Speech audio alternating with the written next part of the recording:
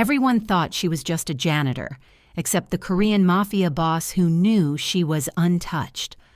She moved through their world invisible, a ghost in a gray uniform, pushing her cleaning cart through Seoul's underground auction houses, where fortunes changed hands and secrets were traded like currency. To the elite who gathered in those gilded halls, she was nothing, a janitor, forgettable, beneath notice. But invisibility was her greatest weapon. For 3 weeks, Isla Ferretti had perfected the art of being overlooked. She kept her eyes down, her movements slow, her presence insignificant. While billionaires and criminals alike ignored her existence, she was cataloging their sins, lifting fingerprints from stolen masterpieces, documenting the flow of trafficked art worth millions, building a case that would shatter the largest smuggling network in East Asia. She was Interpol's best-kept secret, a ghost hunter tracking a Vermeer that had vanished from Amsterdam. And tonight, in the basement of the Songpa underground auction, she was 4 minutes away from the breakthrough that would define her career. Until a voice like warm whiskey and dark promises stopped her cold. "You missed a spot." 3 words that shattered her cover. 3 words spoken by the one man in that room who had been watching her all along. The one man who saw past the gray uniform and submissive posture to the truth beneath. Kang Min-ho, crown prince of the Dongbu faction, legend written in blood and contradictions. 28 years old and already untouchable. A man who orchestrated massacres while funding orphanages, who commanded empires built on violence while sketching beauty in charcoal. He knew exactly who she was, what she was doing, and he'd been watching her for weeks. What Isla didn't know, what she couldn't possibly know as she turned to face those dark, dangerous eyes, was that she'd been invisible to everyone except the one man who could destroy her or save her. The Korean Mafia boss who recognized something in her that no one else had seen, something precious, something rare, something untouched by the corruption that surrounded them both. And in the world Kang Min-ho inhabited, where loyalty was bought with blood and trust, was a commodity more valuable than gold. Untouched meant everything. Now, with 4 minutes until her cover crumbles and 30 seconds until armed guards discover her infiltration, Isla Ferretti faces an impossible choice. Trust the protocols that have kept her alive, or trust the criminal who's offering her earthquakes wrapped in a devil's bargain. She chose the demon, and nothing would ever be the same. Isla Ferretti's hand froze on the gilded picture frame, her microfiber cloth suspended mid-wipe. The voice behind her felt like warm whiskey sliding down her spine, smooth, expensive, dangerous. She didn't turn around, couldn't, because she was currently lifting fingerprints from a Joseon-era painting that would disappear from the Songpa underground auction in approximately 4 minutes, and turning around meant exposing the UV scanner hidden in her cleaning cart. "The corner," the voice continued in Korean. "Closer now. You're very thorough everywhere else." The basement auction hall smelled of old money and older secrets. Cigar smoke, aged wood, the metallic tang of desperation from bidders who'd mortgaged their souls for a seat. Isla had spent 3 weeks establishing her cover as the Tuesday night janitor, invisible in her gray uniform, forgettable, except someone had noticed. She turned slowly, rehearsing her broken Korean, her submissive posture. The words died on her tongue. Moonlight carved shadows across his face like a Renaissance painting of a fallen angel, all sharp cheekbones and cruel beauty, a study in contrasts. His suit probably cost more than her entire operation budget. Charcoal gray with subtle pinstripes that caught the dim lighting like knife edges. But it was his eyes that stopped her breath, dark as Seoul's night sky, and currently fixed on her with the intensity of a man who saw past gray uniforms and into the marrow of her bones. "Kang Min-ho," someone whispered nearby, the name carrying the weight of a prayer and a curse. The Kang Min-ho, crown prince of the Dongbu faction. The man who'd allegedly orchestrated the Busan port massacre while simultaneously donating millions to children's hospitals. 28 years old and already a legend, written in blood and contradictions. "You don't look surprised to see me," he said, switching to perfect English, his accent Oxford-educated with Seoul's sharp edges underneath.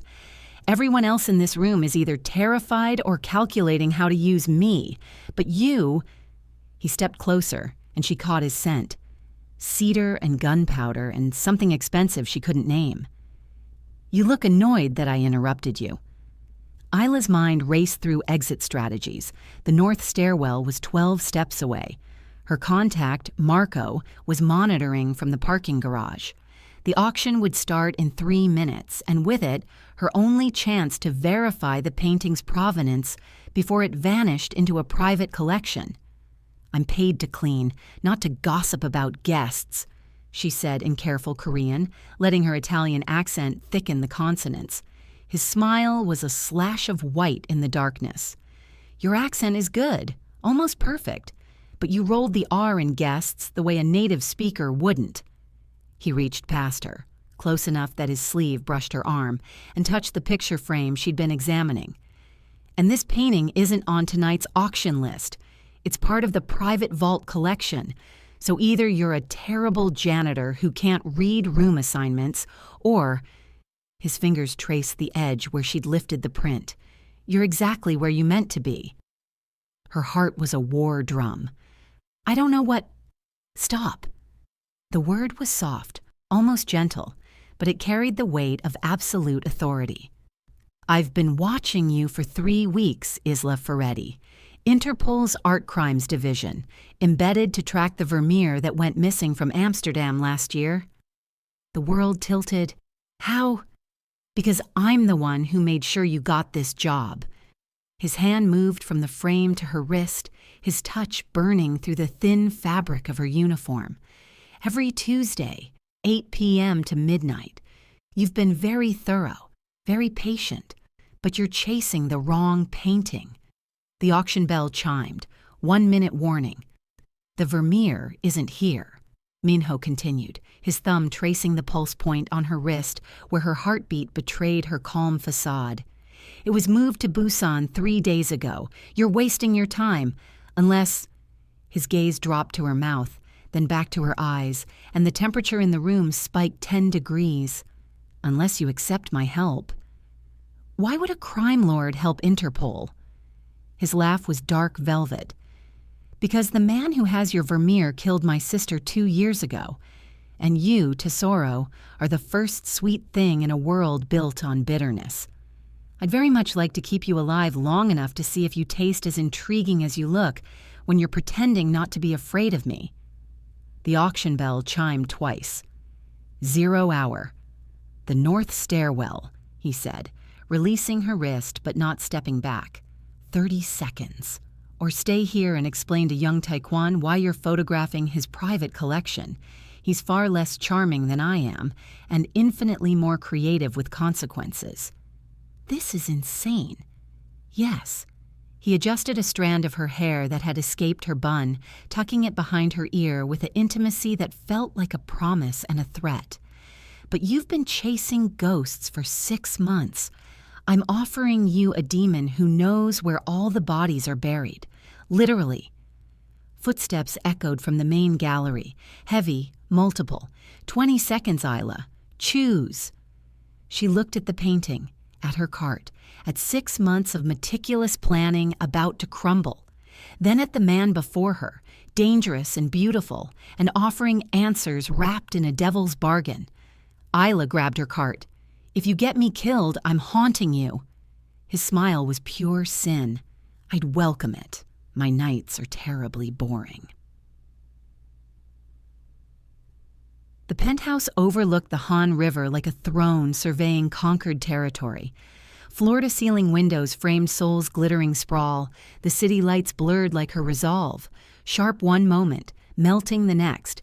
Isla had been in oligarchs' mansions, cartel hideouts, yakuza compounds. None felt like this. Minimalist elegance masking maximum security, Every surface pristine except for a single wall covered in charcoal sketches. Faces, landscapes, hands in various poses of grace and violence. "You draw," she said, because it was easier than processing the last 20 minutes. The escape through service tunnels, the black Mercedes with bulletproof glass, the 6 bodyguards who'd materialized from shadows and treated Minho like a deity who might smite them for breathing wrong. "I sketch what I can't control." He shrugged off his jacket, revealing a shoulder holster that should have looked menacing, but somehow made him more magnetic. Drink? Information. Not mutually exclusive. He poured 2 glasses of something amber at the bar, his movements economic, precise, like a dancer or a killer. The Vermeer. 17 months ago, it was stolen during the Amsterdam Museum renovation. Your people suspected the Sicilian syndicate. They were wrong. He handed her the glass, their fingers brushing. Electricity. "It was commissioned by Park Junho," Minho continued, "head of the Seohei faction, my rival, my sister's murderer." Something flickered in his eyes. Grief, rage, both. "He's building a private collection, not for sale, for leverage. Every piece represents a secret, a politician he owns, a judge in his pocket." Isla sipped. Single malt, older than her career. "And you want me to what? Help you steal it back?" "I want you to authenticate it." He moved to the window wall, hands in his pockets, silhouetted against the city like a modern noir painting. Park claims it's genuine. If it's a forgery, his credibility crumbles. 3 senators withdraw support. A trafficking route closes. And I get close enough to make him pay for what he took from me. "Your sister." His shoulders tensed. "Minji, 23. Art history student. She witnessed one of Park's transactions at the Busan Museum. He made it look like suicide." The words were carved from ice. "I've spent 2 years building a case that would withstand legal scrutiny because Minji believed in justice, not revenge. But Park's insulated, untouchable, unless his empire has a crack. And I'm the crack." He turned, and the look in his eyes made her breath catch. "You're the earthquake." The apartment was silent except for the city's distant hum. Isla set down her glass, her mind warring with her instincts. "This is insane. I can't just... Interpol has protocols, chain of evidence. I can't cowboy an operation with a..." She gestured at him, at the holster, at the impossible situation. "With you. You've been spinning wheels for 6 months." He crossed the room, each step deliberate. "Your supervisor thinks you're chasing phantoms. You have 2 weeks before they pull you back to Lion and close the case. I'm offering you the Vermeer, Park's entire collection, and enough evidence to dismantle the biggest art trafficking network in East Asia." "In exchange for what?" He stopped close enough that she had to tilt her head back to meet his eyes. "Your expertise, your courage, your..." His hand rose, hesitated, then cupped her jaw with surprising gentleness. "Your trust. For 2 weeks. Work with me. Let me show you the underworld's gallery. And when it's done, you go back to your life, and I go back to mine. You make it sound simple. It's not." His thumb traced her cheekbone, and she felt the touch in her bones. "You're scared of me. Good. I'm terrified of what I'd do to keep you safe, but I need someone who sees the art, not the price tag, someone who can't be bought. And you, Isla..." His voice dropped to a whisper. "You walked into my world wearing integrity like armor. I'm going to enjoy watching you decide if you'll lower it." She should step back. Protocol demanded it. Survival instinct screamed it. 2 weeks, she heard herself say, and I maintain my Interpol contact, daily check-ins. His smile was equal parts relief and hunger. Agreed. But know this, the moment you're in my world, you're under my protection. That means when I say run, you run. When I say hide, you vanish. And when I say you're mine to protect. His forehead dropped to rest against hers, breath mingling. You don't argue, Because I don't do gentle, Isla, but for you, I'll learn. The city lights sparkled beyond the window, distant and bright and suddenly close, just like him. The Buan Underground Art Gallery was hidden beneath a legitimate auction house, accessible only through a wine cellar that required 3 biometric scans and a password that changed hourly. Isla descended the stairs beside Minho, hyper-aware of his hand hovering at the small of her back, not touching, but close enough to feel the heat. The space opened into a cathedral of stolen beauty, paintings lining walls, sculptures on pedestals, each piece worth millions and marked by tragedy. A Caravaggio looted from Naples, a Tang Dynasty vase that had disappeared from Beijing's Imperial Museum, and there, in climate-controlled glory, the Vermeer, girl reading a letter at an open window. Isla's breath stopped. 5 minutes, Minho said softly. Park's guards change shift at 2300. I can give you 5 minutes before we need to exit. She approached the painting like a pilgrim. Up close, the brushwork was exquisite. Vermeer's signature pearl-like treatment of light, the subtle intimacy of the domestic scene. She pulled out her jeweler's loupe, examining the crequelure pattern, the pigment composition. It's real, she whispered. You're certain? The cracking pattern matches the age. The ultramarine in the curtain is genuine lapis lazuli, worth more than gold in the 1600s. No forger could replicate. She stopped, leaning closer. Wait. Minho tensed beside her. What? There's overpainting. Recent. Someone's altered the reflection in the window. She traced the air above the glass. There. See how the brushwork doesn't match? Someone's hidden something in the reflection. Can you remove it? Not here. I'd need solvents, proper lighting, a lab. Footsteps echoed from the upper gallery. Minho's hand clamped on her wrist. Time's up. He pulled her toward a side door she hadn't noticed, his body shifting into predator mode, all lethal grace and coiled violence. They emerged into a storage corridor lined with crates, voices behind them, growing closer. Minho pushed her against the wall, his body shielding hers, one hand braced beside her head. Don't move, he breathed against her ear. Don't breathe. 2 guards passed the corridor's entrance, flashlight beams slicing the darkness. Isla's heart hammered against her ribs.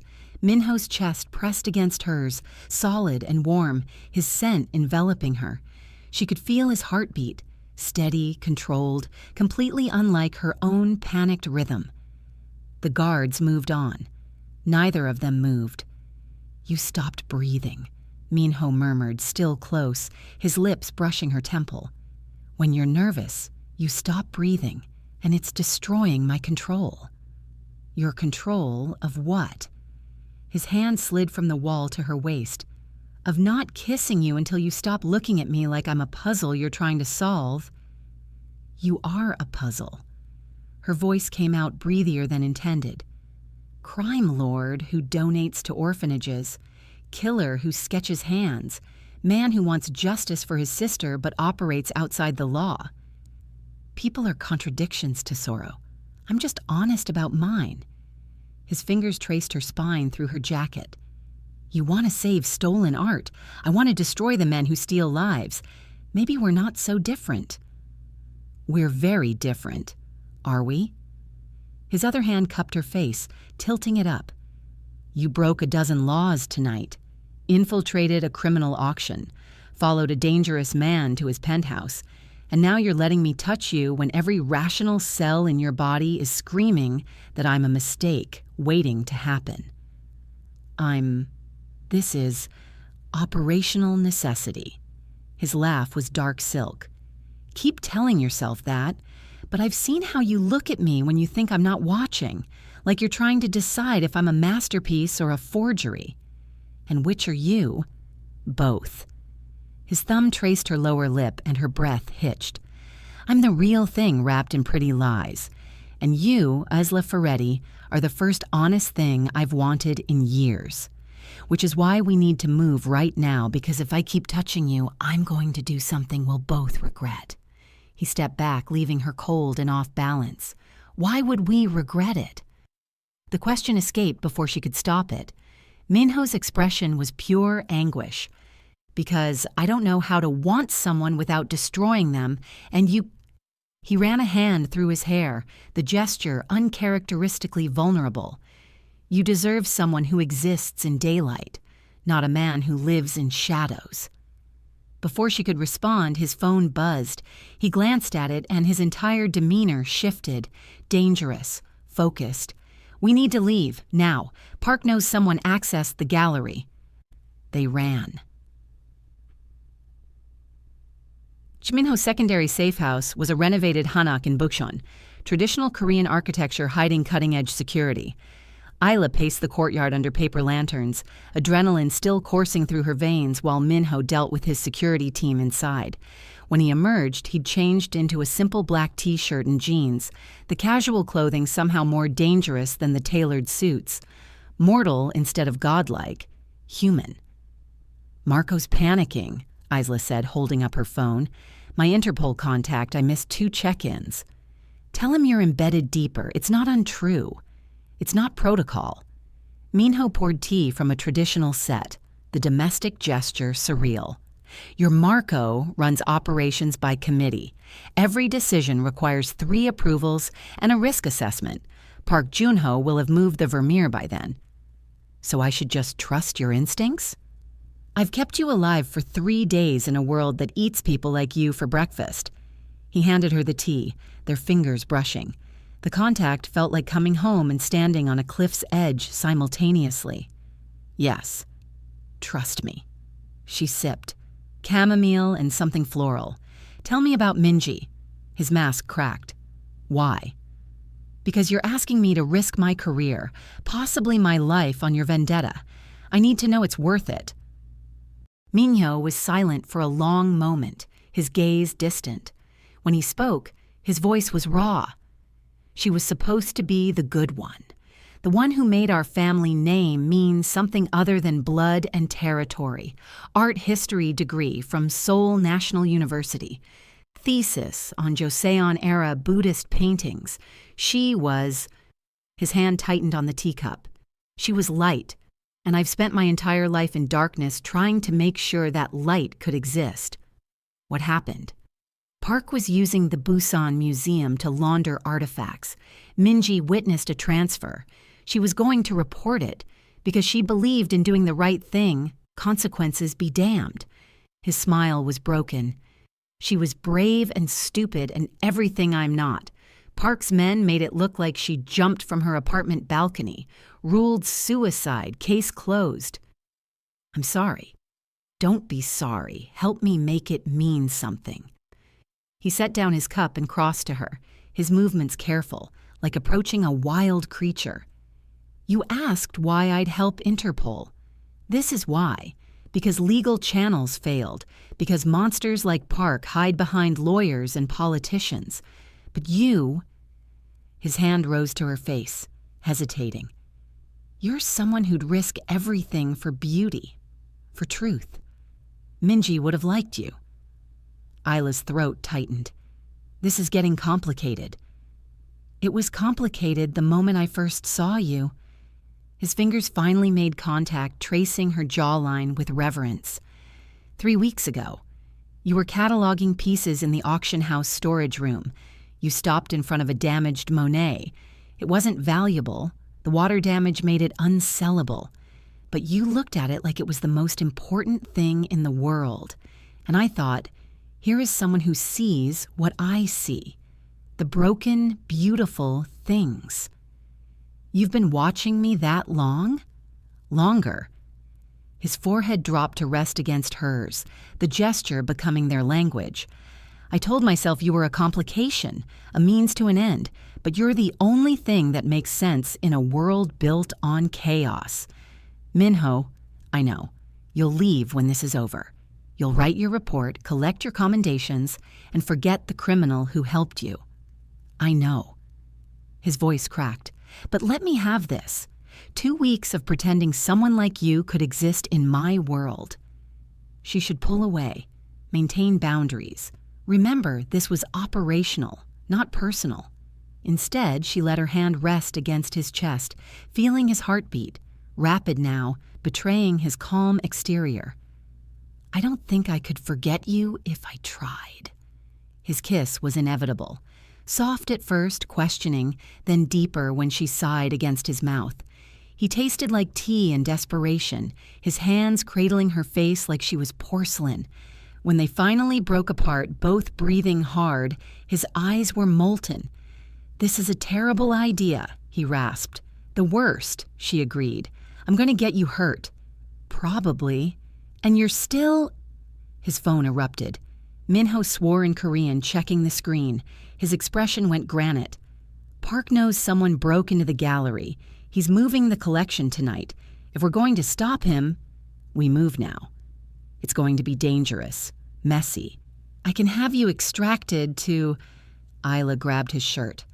"I'm not going anywhere. We finish this. Together." His smile was fierce and proud. Together. The transfer was happening at Incheon Port Warehouse District, where containers held secrets and bodies in equal measure. Isla crouched beside Minho behind shipping crates, wearing tactical gear that his people had provided. Black on black, earpiece, the works. She felt like a character in a crime thriller, except the danger was visceral and the man beside her was both her greatest protection and her most lethal distraction. 3 guards at the entrance, Minho murmured, his voice crackling through the comm. 2 on the roof, Park's inside supervising personally. The art? Being loaded into a refrigerated container, headed for a private collector in Monaco. He checked his weapon, a move so casual it should have been terrifying. It was, but also magnetic. "You stay with Jaewon." He gestured to one of his men, a silent mountain of muscle. "You authenticate the Vermeer. We secure it. Then we disappear." "What about Park?" Minho's expression went arctic. "I'll handle Park." "Minho, I need you safe, Isla." His hand found hers in the darkness, squeezing. "Everything else is secondary, promise me. If things go sideways, you run." "I'm not. Promise me." His intensity could have carved stone. "I can't. I need to know you're safe. Please." It was the please that broke her. "I promise." The operation unfolded like a deadly ballet. Minho's team moved with military precision, disabling guards, hacking security, creating controlled chaos. Isla followed Jaewon into the warehouse, her heart a war drum, and found herself face to face with Park's private collection. The Vermeer hung among 30 other masterpieces, each representing centuries of culture reduced to commodity. Her fingers itched to examine them all, to catalog the tragedy, but there was no time.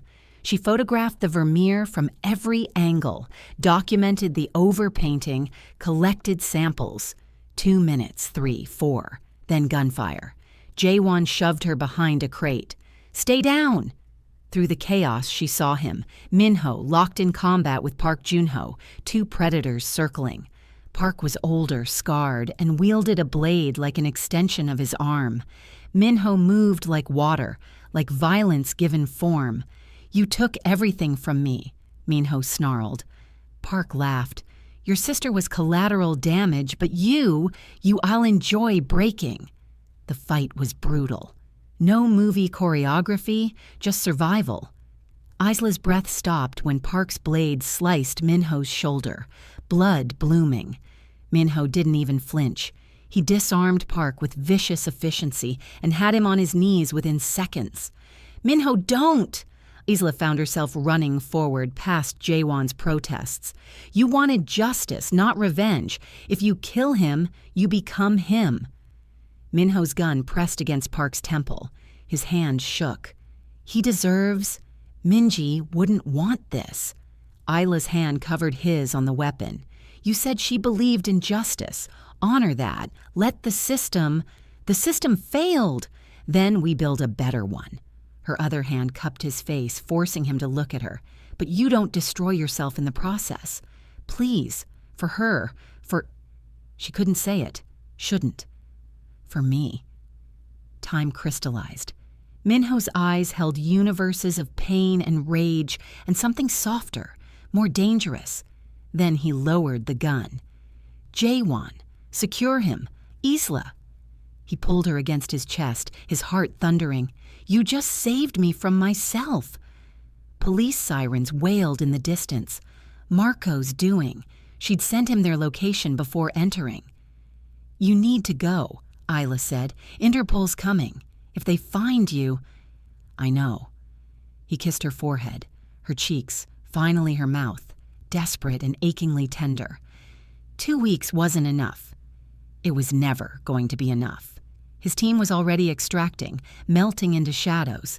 Minho handed her a phone. Untraceable, if you need me. When you need me. One last kiss, bruising and beautiful. I'll be watching, Tesoro. Always. Then he was gone. 3 days of debriefings. Marco was furious about her rogue operation until the evidence she'd collected resulted in 17 arrests, the recovery of 43 stolen masterpieces, and the dismantling of Park Joon-ho's entire network. Suddenly, her methods were innovative and bold. Isla sat in her Lion hotel room, staring at the untraceable phone. She told herself she wouldn't call. This was a temporary partnership, operational, professional. She called. He answered on the first ring. I was beginning to think you'd forgotten me. I've been trying to. Her voice sounded foreign. It's not working. His laugh was warm through the line. Good. I've been miserable without you. My sketches are all of your face. My men think I'm losing my edge. Are you? Completely. You've destroyed me, Isla Ferretti. I can't sleep without remembering how you felt in my arms. Can't look at art without wondering what you'd say about it. I'm useless. Her throat ached. This is insane. We're from different worlds. Then let's build a new one. His voice turned serious. I'm restructuring my operations, going legitimate, using my contacts to help Interpol from the inside, a consultant. Marco's already approved it, though he doesn't know I'm calling you. What are you saying? I'm saying the darkness doesn't have to be permanent. I'm saying Minji's memory deserves better than revenge. I'm saying... He exhaled shakily. I'm saying I love you. I've loved you since you looked at that damaged Monet like it was precious. And I know it's too fast and too complicated, and I have no right... I'm flying to Seoul tomorrow. The words escaped before her rational brain could intervene. Marco's assigning me to the East Asia Art Crimes Division. Permanent position. I'd be based in... Seoul. His voice cracked with hope. You'd be in Seoul. Someone needs to keep you honest. Make sure your consulting stays on the right side of legal. Isla. The way he said her name. Reverence and hunger and disbelief. I'll meet you at the airport. God, I'm going to spend the rest of my life earning you. You already have me. The truth settled in her bones. You've had me since you interrupted my operation and offered me earthquakes. I'm going to make you so happy. You're going to drive me insane. That too. She could hear his smile.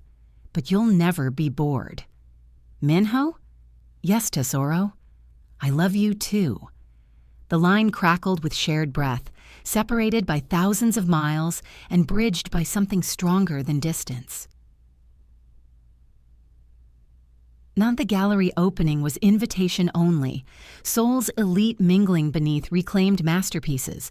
The Minji Kang Foundation for Art Preservation had become the city's most prestigious institution, practically overnight. Minho's money, Isla's expertise, a shared dream made real. Isla stood before the Vermeer, now properly restored, the hidden image in the window revealed. A woman's face, Vermeer's daughter, lost to history until now. Beside it, a dedication plaque, for Minji, who believed beautiful things should be protected. Arms wrapped around her waist from behind. You're thinking too loud, Minho murmured against her neck. I'm thinking this is surreal. 6 months ago, I was undercover. Now I'm co-director of a foundation with a reformed crime lord. Reformed-ish. His lips traced her shoulder. I still have very criminal thoughts about you in that dress. She turned in his arms. He wore a tuxedo-like armor, but his eyes were soft when they looked at her. Always soft now, like she'd gentled something feral. The ambassador's watching. Let him watch. You're mine. I'm yours. The whole world can know. So possessive. Absolutely. His forehead touched hers. Their gesture, their language. I told you I'd learn to be gentle, but I'll never learn not to want you in ways that are probably still illegal in several countries. She laughed, and his smile was pure sunshine. It still startled her, that smile, how it transformed him from dangerous to devastating. "Marry me," he said suddenly. "What?" "Marry me. Tonight. Tomorrow. I don't care. Just..." His hands framed her face. "Just let me spend the rest of my life proving that broken, beautiful things can be restored, that darkness can learn to exist in light, that a crime lord and an Interpol agent can build something real. That's the worst proposal I've ever heard. I'm nervous. I've faced down rival gangs with more composure." His thumb traced her cheekbone. "You're the only thing that scares me, Isla. The only thing I can't control or predict. And I'm asking you to bet your life on a man who's still learning redemption." She kissed him. Soft. Sure. Saying yes in every language. When they broke apart, his eyes were suspiciously bright. "Is that a yes?" "It's a, you're insane, but I'm apparently equally crazy because yes, I'll marry you." His laugh was joy given sound. He picked her up, spinning her while distinguished guests pretended not to stare. When he set her down, he was grinning like a fool. "I'm going to make you so happy." "You already do." "I'm going to annoy you endlessly." "You already do." "I'm going to love you until my last breath." "I know." She pulled him down for another kiss. "That's why I'm saying yes." The ceremony took place in the Hannock's courtyard, paper lanterns swaying in autumn breeze, guests ranging from Interpol directors to reformed syndicate members, a guest list that would have horrified both sides 9 months ago. Now they mingled uneasily but peacefully, united by the couple who'd bridged worlds. Isla wore a fusion gown, white lace with traditional Korean silk panels, east meeting west like their love story. Minho had cried when he saw her, not caring that his men witnessed their unshakable boss reduced to tears. The vows were simple, in English and Korean, promises to honor both light and shadow, art and justice, the complicated truth of loving across divides. "I vow to never stop seeing you," Minho said, his voice steady despite the emotion in his eyes. "To protect what we've built, to be worthy of the trust you've given me. You walked into my world and refused to let me hide in darkness. I vow to live in your light." Isla's turn. "I vow to challenge you, frustrate you, and never let you forget you're capable of good, to see both the monster and the man and love them equally. You've taught me that justice isn't always black and white, and that love is the bravest choice we can make. I vow to choose you every day." The kiss was witnessed by 200 people and felt like the first breath after drowning. At the reception, Minho pulled her onto the dance floor, waltzing beneath stars and lanterns. His hand splayed possessively on her back, her head resting on his shoulder. "Regrets yet?" he murmured. "Thousands? You?" "Not even one." She lifted her head, meeting his eyes, those dark, dangerous, devastating eyes that now looked at her like she hung the moon. "I love you, Kang Minho. Every complicated, contradictory, beautiful inch of you." "I love you, Isla Kang." He tested the name, grinning. "My wife. My conscience. My home. Your worst decision. My only right one." The night stretched perfect and impossible. Later, when guests had departed and they stood alone in the courtyard, Isla thought about the journey, from antagonists to allies to lovers, about a janitor and a mafia boss, a Vermeer and a vendetta, justice served cold and love that burned. "What are you thinking?" Minho asked, pulling her close. "That we're going to have the strangest story to tell our kids." His expression went soft. "Kids? Eventually, maybe, if you don't corrupt them into tiny art thieves. I'll teach them to steal hearts instead." He kissed her temple, like their mother stole mine. Above them, Seoul glittered, a city of shadows and light, crime and culture, where a woman who was supposed to be invisible had been seen by the one man who mattered, where love had bloomed in the unlikeliest soil and proven that even broken things could be made whole. "Ready for forever," Minho whispered. Isla looked at her husband, her partner, her home, her beautiful, complicated choice, and smiled. "With you, I've been ready since you interrupted my operation and told me I missed a spot." His laugh echoed in the courtyard, pure and joyful and free, and somewhere, in the space between darkness and dawn, Minji's memory smiled too. "You're still thinking too loud," he said, and kissed her until the only thoughts left were of him.